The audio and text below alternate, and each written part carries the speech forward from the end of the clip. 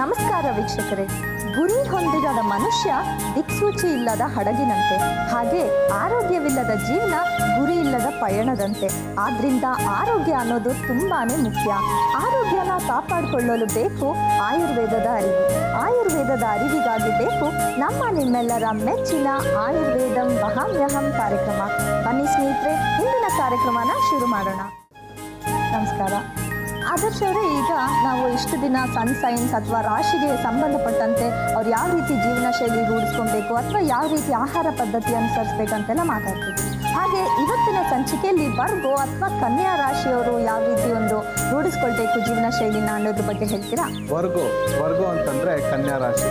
ಇದು ವಾತ ಪ್ರಕೃತಿಯಲ್ಲಿ ಬರುವಂಥ ಒಂದು ರಾಶಿ.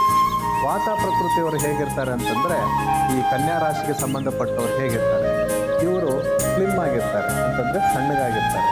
ಮತ್ತು ಇವರು ಯಾವುದೇ ಒಂದು ಕಾರ್ಯದಲ್ಲಿ ನಿರತರಾದಾಗ ಅಥವಾ ಆಗೋಕ್ಕಿಂತ ಮುಂಚೆ ಸ್ವಲ್ಪ ನೆಗೆಟಿವ್ ಥಾಟ್ಸ್ ಅಂತಂದರೆ ಫಸ್ಟು ನೆಗೆಟಿವನ್ನು ಯೋಚನೆ ಮಾಡ್ತಾರೆ, ಆಮೇಲೆ ಮುಂದೆ ಪಾಸಿಟಿವನ್ನು ಯೋಚನೆ ಮಾಡುವಂಥ ಒಂದು ಮೈಂಡ್ ಆಗಿರುತ್ತೆ ಇವ್ರದ್ದು. ಮತ್ತು ಇವರು ಆಹಾರವನ್ನು ಸೇವಿಸುವಾಗ ಸ್ವಲ್ಪ ಚೀವ್ ಮಾಡಿ ತಿನ್ನುವಂಥ ಒಂದು ಅವರಿಗೆ ರೂಢಿ ಇರ್ತದೆ. ಅಂದರೆ ಹೆಚ್ಚು ಕಚ್ಚಿ ಮೆಲುಕು ಹಾಕ್ತಾ ತಿಂದು ಆಮೇಲೆ ಕನ್ಸ್ಯೂಮ್ ಮಾಡುವಂಥ ಒಂದು ಹ್ಯಾಬಿಟ್. ಅಂತಂದರೆ ಇದೊಂದು ಶಿಸ್ತು ಅಲ್ಲ ಅಂತ ಹೇಳಿ ನಾನು ಹೇಳೋಕ್ಕೆ ಇಷ್ಟಪಡ್ತೀನಿ. ಮತ್ತು ಆಹಾರವನ್ನು ಇವರು ಇರ್ರೆಗ್ಯುಲರ್ ಟೈಮ್ಸ್ನಲ್ಲಿ ತಗೊಳ್ಳುವಂಥ ಒಂದು ಪದ್ಧತಿ ಇರುತ್ತೆ ಇವರ ಹತ್ರ. ಅದಕ್ಕಾಗಿಯೇ ಇವನ್ನೆಲ್ಲ ರೂಢಿಯಲ್ಲಿರೋದನ್ನು ಸ್ವಲ್ಪ ಇವರು ಅವಾಯ್ಡ್ ಮಾಡಿಕೊಂಡು ಸ್ವಲ್ಪ ಪಾಸಿಟಿವ್ ಥಾಟನ್ನು ಮೈಂಡ್ನಲ್ಲಿ ಇಟ್ಕೊಂಡು ಯಾವುದೇ ಕೆಲಸ ಕಾರ್ಯಗಳಲ್ಲಿ ಮಾಡಿದರೆ ಬಹಳನೇ ಉತ್ತಮವಾದದಂತ ಹೇಳೋಕ್ಕೆ ಇಷ್ಟಪಡ್ತೀನಿ. ಆದರ್ಶ್ ಅವರೇ, ವರ್ಗೋ ಅಥವಾ ಕನ್ಯಾ ರಾಶಿಯವರ ಲಕ್ಷಣಗಳು ಹಾಗೆ ಅವ್ರು ಯಾವ ರೀತಿ ಒಂದು ಜೀವನ ಶೈಲಿ ರೂಢಿಸ್ಕೋಬೇಕು ಅನ್ನೋದ್ರ ಬಗ್ಗೆ ತುಂಬ ಒಳ್ಳೆ ಸಜೆಷನ್ಸ್ ಕೊಟ್ಟಿದ್ದೀರಾ. ಹಾಗೆ ಈ ವರ್ಗೋ ಅವ್ರಿಗೆ ಅಥವಾ ಕನ್ಯಾ ರಾಶಿಯವ್ರಿಗೆ ಜೀರಿಗೆ ಕಷಾಯ ಅದು ಹೇಗೆ ಮಾಡೋದು, ಅದರಿಂದ ಏನು ಉಪಯೋಗ ಅವ್ರಿಗೆ ಅನ್ನೋದ್ರ ಬಗ್ಗೆ ತಿಳಿಸ್ಕೊಡ್ತೀರಾ? ಈಗ ಈ ಜೀರಿಗೆ ಕಷಾಯದಿಂದ ಇವ್ರಿಗೆ ಏನಾಗುತ್ತೆ ಅಂದರೆ ಡೈಜೆಷನ್ ಪವರ್ ಇಂಪ್ರೂವ್ ಆಗುತ್ತೆ. ನಾನು ಪ್ರತಿಯೊಂದು ರಾಶಿಗಳಲ್ಲಿ ಡೈಜೆಷನ್ಗೆ ಬಹಳ ಒಂದು ಮುಖ್ಯವಾಗಿ ಅದಕ್ಕೆ ಒತ್ತನ್ನು ಕೊಡ್ತೀನಿ. ಯಾಕಂತಂದರೆ ಡೈಜೆಷನ್ ಅನ್ನೋದು ಕರೆಕ್ಟ್ ಆಗಿದ್ದರೆ ನಮಗೇನಾಗುತ್ತೆ, ಒಳ್ಳೆಯ ರೀತಿಯಲ್ಲಿ ಅಂತಂದರೆ ಒಂದು ಯಾವುದೇ ಕಾರ್ಯದಲ್ಲಿ ಕೆಲಸ ಕಾರ್ಯಗಳಲ್ಲಿ ನಾವು ಮುಂದುವರಿಬೇಕಂತಂದರೆ ಫ್ರೆಶ್ ಆಗಿರ್ತೀವಿ. ಸೊ ಅದಕ್ಕೋಸ್ಕರ ಪ್ರತಿಯೊಂದು ರಾಶಿಗಳಲ್ಲಿ ನಾವೇನು ಮಾಡ್ತೀವಿ ಅಂತಂದರೆ, ಪ್ರತಿಯೊಂದು ರಾಶಿಗಳಲ್ಲಿ ನಾನು ಹೇಳ್ತಾ ಇರ್ತೀನಿ, ಡೈಜೆಷನ್ನಿಗೆ ಆದಷ್ಟು ನೀವು ಪ್ರಾಮುಖ್ಯತೆಯನ್ನು ಕೊಡಿ ಅಂತ ಹೇಳಿ. ಸೊ ಅದೇ ರೀತಿ ಈ ಜೀರಿಗೆ ಕಷಾಯ ಅನ್ನೋದು ಏನಿದೆ, ಬಹಳ ಒಂದು ಡೈಜೆಷನ್ನಿಗೆ ಬಹಳ ಇಂಪಾರ್ಟೆಂಟ್ ರೋಲನ್ನು ವಹಿಸುತ್ತೆ. ಯಾವುದಕ್ಕೆ? ವಾತ ಪ್ರಕೃತಿಯವರಿಗೆ.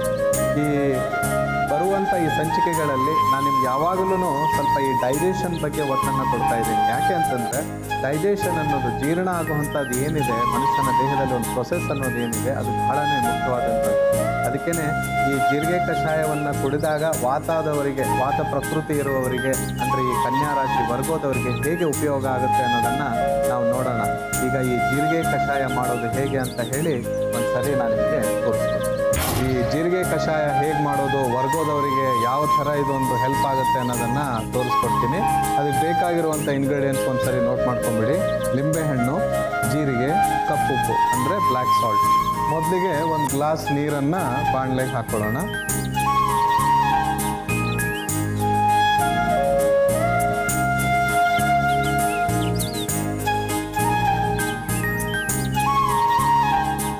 ಒಂದು ಗ್ಲಾಸ್ ನೀರನ್ನು ಹಾಕ್ಕೊಂಡ ನಂತರ ಇದಕ್ಕೆ ಮೊದಲಿಗೆ ಈ ಬ್ಲ್ಯಾಕ್ ಸಾಲ್ಟ್ ಅಂತ ಏನು ಹೇಳ್ತೀವಿ, ಕಪ್ಪುಪ್ಪು,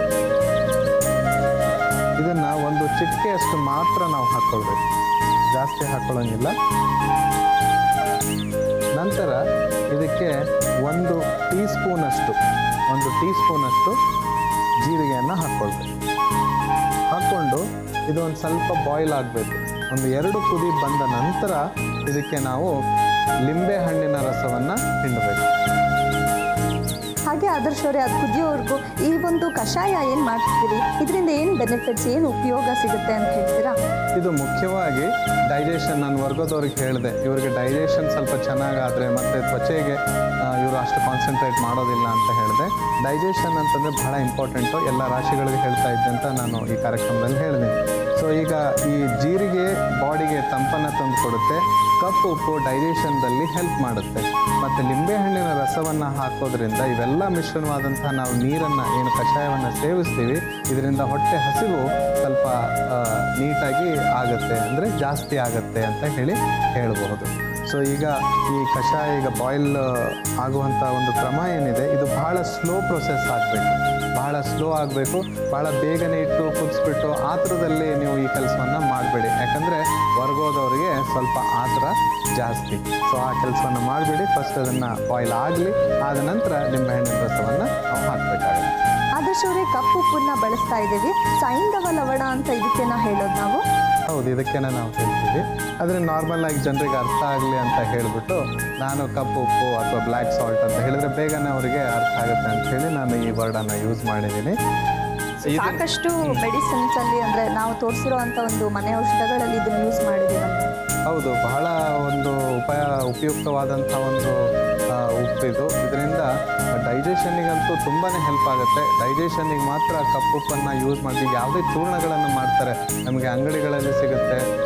ಆಮೇಲೆ ಡೈಜೆಷನ್ಗೋಸ್ಕರ ಯಾವುದು ಚೂರ್ಣಗಳನ್ನು ತಯಾರು ಮಾಡ್ತಾರೆ ಅದರಲ್ಲಿ ಕಪ್ಪುಪ್ಪು ಅಂದರೆ ಸೈಂಧವ ಲವಣ ಏನಿದೆ ಬಹಳ ಮುಖ್ಯವಾದಂಥ ಒಂದು ಪಾತ್ರವನ್ನು ಅದು ವಹಿಸುತ್ತೆ. ನೀರು ಬಾಯ್ಲ್ ಆಗ್ತಾ ಇದೆ ಇಲ್ಲಿ. ಇದಕ್ಕೆ ನಾವು ಅರ್ಧದಷ್ಟು ಲಿಂಬೆಹಣ್ಣು ಏನಿದೆ ಇದನ್ನು ನಾವು ಇದಕ್ಕೆ ಹಿಂಡ್ಕೊಳ್ಬೇಕು. ಈ ಥರ ಬಿಸಿ ಇರುವಾಗಲೇ ಇದಕ್ಕೆ ಹಿಂಡ್ಕೊಳ್ಬೇಕು. ಈ ಜೀರಿಗೆ ಕೂಡ ಬಹಳ ಒಂದು ಉಪಯುಕ್ತವಾದಂಥ, ಇದು ಡೈಜೆಷನ್ನಿಗೆ ಅಥವಾ ಬಾಡಿಗೆ ಒಂದು ತಂಪು ಕೊಡೋದಂತೆ ಅಲ್ಲ, ನಿಮಗೆ ಬಾಯಲ್ಲಿ ಯಾವುದೇ ರೀತಿಯ ಒಂದು ಸ್ಮಾಲ್ ಅಲ್ಸರ್ ಅಂತಂದರೆ ಯಾವುದೇ ಗುಳ್ಳೆ ಆಗಿರ್ಬೋದು, ಕೀವ ತುಂಬಿದ ಗುಳ್ಳೆಗಳಾಗಿರ್ಬೋದು, ಒಸಡಿಗಳು ಏನಿದೆ ಅದಕ್ಕೂ ಸ್ವಲ್ಪ ತೊಂದರೆ ಆದಾಗ, ಕೆಲವೊಂದು ಸಾರಿ ನಿಮಗೆ ಜಾಸ್ತಿ ಹೀಟ್ ಇರುವಂಥ ಆಹಾರವನ್ನು ನೀವು ಸೇವಿಸಿದಾಗ ಈ ಒಂದು ಜೀರಿಗೆಯನ್ನು ನೀವು ತಿಂದು ಒಂದು ಗ್ಲಾಸ್ ನೀರು ಕುಡಿದ್ರೆ ನಿಮಗೆ ಆ ಹೀಟ್ ಅನ್ನೋದೇನಿರುತ್ತೆ ಬಾಡಿಯಲ್ಲಿ ಬೇಗನೆ ಹೊರಟೋಗುತ್ತೆ. ಈ ತುಟಿಗಳ ಪಕ್ಕದಲ್ಲಿ ಗುಳ್ಳೆಗಳು, ಬೊಕ್ಕೆಗಳು, ಶಕೆ ಬೊಕ್ಕೆಗಳು ಬಂದಾಗ ಈ ಜೀರಿಗೆಯನ್ನು ಹಾಗೆ ಆಗೋದು ತಿಂದು ಒಂದು ಗ್ಲಾಸ್ ನೀರು ಕುಡಿದ್ಬಿಟ್ರೆ ಆ ಹೀಟ್ ಅನ್ನೋದೇನಿರುತ್ತೆ ಅದು ಹೊರಟೋಗುತ್ತೆ. ಸೊ ಇದು ಇಲ್ಲಿ ರೆಡಿ ಆಗಿದೆ. ಇದನ್ನು ಆಫ್ ಮಾಡ್ಕೊಳ್ಳೋಣ. ಆಫ್ ಮಾಡಿಕೊಂಡು ಇದನ್ನು ಸೋಸ್ಕೊಂಡ್ಬಿಡೋಣ.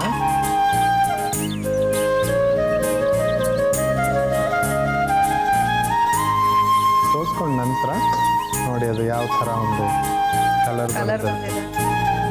ಇದನ್ನು ನಾವು ದಿವಸಕ್ಕೆ ಒಂದು ಸಾರಿ ಅಂದರೆ ನಾರ್ಮಲ್ ಆಗಿ ನೀವೇನು ನೀರನ್ನು ಕುಡಿತೀರಾ ಅದಕ್ಕೆ ದಿವಸಕ್ಕೆ ಒಂದು ಸಾರಿ ಯಾವಾಗಲೂ ಮಧ್ಯದಲ್ಲಿ ತಿಂಡಿ ಆದ ನಂತರ ಅಥವಾ ಊಟ ಆದ ನಂತರ, ಇಲ್ಲದಿದ್ದರೆ ರಾತ್ರಿ ಊಟ ಆದ ನಂತರ ಬಿಸಿಯಾಗಿ ಇದನ್ನು ನಾವು ಸೇವಿಸಬೇಕಾಗುತ್ತೆ. ಕನ್ಯಾ ರಾಶಿಯವರಿಗೆ ಜೀರಿಗೆ ಕಷಾಯ ಬೇಕಾಗುವ ಸಾಮಗ್ರಿಗಳು: ನಿಂಬೆಹಣ್ಣು, ಜೀರಿಗೆ, ಕಪ್ಪು ಉಪ್ಪು. ಮಾಡುವ ವಿಧಾನ: ಬಾಣಲೆಗೆ 1 ಗ್ಲಾಸ್ ನೀರು ಹಾಕಿ ಸಣ್ಣ ಉರಿಯಲ್ಲಿ ಕಾಯಲಿಡಿ. ನಂತರ 1 ಚಿಟಿಕೆ ಕಪ್ಪುಪ್ಪು ಹಾಕಿ ಅದಕ್ಕೆ 1 ಟೀ ಚಮಚ ಜೀರಿಗೆ ಹಾಕಿ 2 ರಿಂದ 3 ನಿಮಿಷ ಕಾಯಿಸಿ. ಕಾದ ನಂತರ ಅದಕ್ಕೆ ನಿಂಬೆ ರಸ ಹಾಕಿ ಚೆನ್ನಾಗಿ ಕೈಯಾಡಿಸಿ. ನಂತರ ಇದನ್ನು 1 ಗ್ಲಾಸ್ಗೆ ಹಾಕಿಕೊಂಡರೆ ಕನ್ಯಾ ರಾಶಿಯವರಿಗೆ ಜೀರಿಗೆ ಕಷಾಯ ಸಿದ್ಧ. ವೀಕ್ಷಕರೇ, ನೋಡಿದ್ರಲ್ಲ, ವರ್ಗು ಅಥವಾ ಕನ್ಯಾ ರಾಶಿಯವರಿಗೆ ಜೀರ್ಣಶಕ್ತಿ ವೃದ್ಧಿಗೋಸ್ಕರ ಹೇಗೆ ಒಂದು ನಿಂಬೆಹಣ್ಣಿನ ಕಷಾಯ ಮಾಡ್ಬೋದು ಅಂತ. ಈಗ ಕನ್ಯಾ ರಾಶಿಯವರಿಗೆ ಲವಂಗದ ತೈಲ ಹೇಗೆ ಮಾಡೋದು, ಅದರಿಂದ ಅವ್ರಿಗೇನು ಉಪಯೋಗ ಆಗುತ್ತೆ ಅನ್ನೋದ್ರ ಬಗ್ಗೆ ನೋಡೋಣ. ಸ್ನೇಹಿತರೆ, ಬನ್ನಿ ಈಗ ವರ್ಗು ಅಥವಾ ಕನ್ಯಾ ರಾಶಿಯವರಿಗೆ ಲವಂಗದ ತೈಲ ಹೇಗೆ ಮಾಡೋದು ಅಂತ ನೋಡೋಣ. ಈಗ ಲವಂಗ ತೈಲ ಅಂದರೆ ವರ್ಗೋದವರಿಗೆ ಯಾಕೆ ಈ ತೈಲವನ್ನು ನಾನು ಹೇಳ್ತಾ ಇದ್ದೀನಿ ಅಂತಂದರೆ, ಇವರ ಹಲ್ಲುಗಳು ಸ್ವಲ್ಪ ವೀಕ್ ಆಗಿರ್ತವೆ. ಆಮೇಲೆ ಇವ್ರದ್ದು ಗಮ್ ಸ್ಟ್ರಕ್ಚರ್ ಅಂತ ನಾವೇನು ಹೇಳ್ತೀವಿ ಅದು ಕೂಡ ವೀಕ್ ಆಗಿರೋದ್ರಿಂದ ಇದನ್ನು ಅವರು ಉಪಯೋಗಿಸೋದ್ರಿಂದ ಇವರಿಗೊಂದು ಸ್ವಲ್ಪ ಅಂದರೆ ಈ ಗಮ್ನಲ್ಲಿ ಆಗುವಂಥ ತೊಂದರೆಗಳು ಮತ್ತು ಕ್ಯಾವಿಟೀಸು, ಹುಳುಕು ಹಲ್ಲುಗಳಂತ ನಾವೇನು ಹೇಳ್ತೀವಿ, ಅದನ್ನೆಲ್ಲ ತೊಂದರೆಗಳಿಂದ ನೀವು ಒಂದು ಖಂಡಿತವಾದಂಥ ಒಂದು ಸಂಪೂರ್ಣ ಪರಿಹಾರವನ್ನು ನೀವು ಇದರಿಂದ ಕಂಡುಕೊಳ್ಬೋದು ಅಂತ ಹೇಳಿ ಅಂದ್ಕೊಂಡಿದ್ದೀನಿ. ಆದರ್ಶವರೇ, ಅದಕ್ಕೆ ಬೇಕಾಗುವಂಥ ಒಂದು ಸಾಮಗ್ರಿಗಳೇನು ಅಂತ ತಿಳಿಸ್ಬಿಡೋಣ. ಇದಕ್ಕೆ ಬೇಕಾಗಿರುವಂಥ ಸಾಮಗ್ರಿಗಳು ಅಂದರೆ ಇಂಗ್ರೀಡಿಯೆಂಟ್ಸ್ ಏನಂತ ನೋಡ್ಕೊಳ್ಳಿ. ಬೇವಿನ ಎಣ್ಣೆ ಮತ್ತು ಲವಂಗ. ಬೇವಿನ ಎಣ್ಣೆ ಮತ್ತು ಲವಂಗ ಈ 2 ಪದಾರ್ಥಗಳು ಇದಕ್ಕೆ ಮಾಡಲಿಕ್ಕೆ ಬೇಕಾಗಿರುವಂಥ ಇಂಗ್ರೀಡಿಯೆಂಟ್ಸ್ ಅಂತ ಹೇಳ್ಬೋದು. ಸೊ ಈಗ ಇದು ಬಾಣಲೆ ಹೀಟ್ ಆಗಿದೆ. ಈ ಬಾಣಲೆಗೆ ಮೊದಲಿಗೆ ನಾವು ಎಣ್ಣೆಯನ್ನು ಹಾಕ್ಕೊಳ್ಬೇಕು.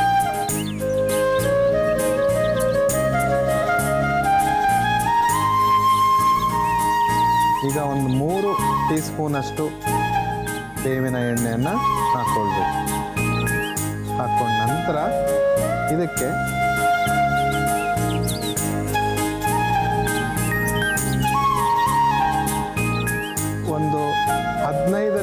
20 ಲವಂಗಗಳನ್ನು ಇದಕ್ಕೆ ಹಾಕ್ಕೊಳ್ಬೇಕು.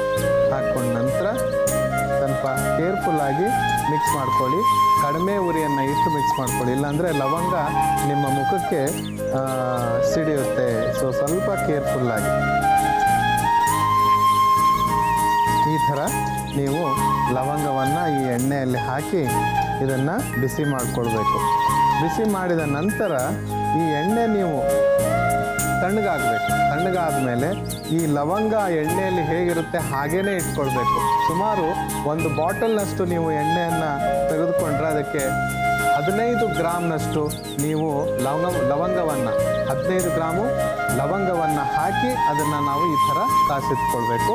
ಮತ್ತು ಇದನ್ನು ಬಳಸೋದು ಹೇಗೆ ಅಂತೇಳಿ ನಾನು ಹೇಳ್ತೀನಿ. ಇದು ಆಲ್ರೆಡಿ ಆಗಿದೆ. ಈಗ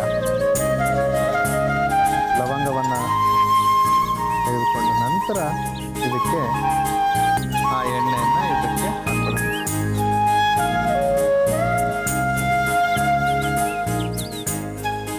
ಈ ಥರ ಈ ಲವಂಗ ಎಣ್ಣೆಯಲ್ಲೇ ಇಟ್ಕೊಂಡು ಇದು ತಣ್ಣಗಾಗಬೇಕು. ತಣ್ಣಗಾದ್ಮೇಲೆ ಇದನ್ನು ಹೇಗೆ ನಾವು ಬಳಸಬೇಕು ಅಂತ ಹೇಳಿದರೆ, ಬೆಳಿಗ್ಗೆ ಎದ್ದು ನಾವು ಬ್ರಷ್ ಮಾಡೋಕ್ಕಿಂತ ಮುಂಚೆ ಈ ಎಣ್ಣೆಯಲ್ಲಿ ಲವಂಗದ ಅಂಶ ಇರೋದ್ರಿಂದ ಆ ಎಣ್ಣೆಯನ್ನು ತೆಗೆದುಕೊಂಡು ನಿಮ್ಮ ಗಮ್ಸಿಗೆ ನೀವು ರಬ್ ಮಾಡ್ಕೊಳ್ಬೇಕು. ಇದನ್ನು ಒಸಡುಗಳಿಗೆ ನಿಧಾನವಾಗಿ ನೀವು ಮಸಾಜನ್ನು ಮಾಡ್ಕೊಳ್ಬೇಕು.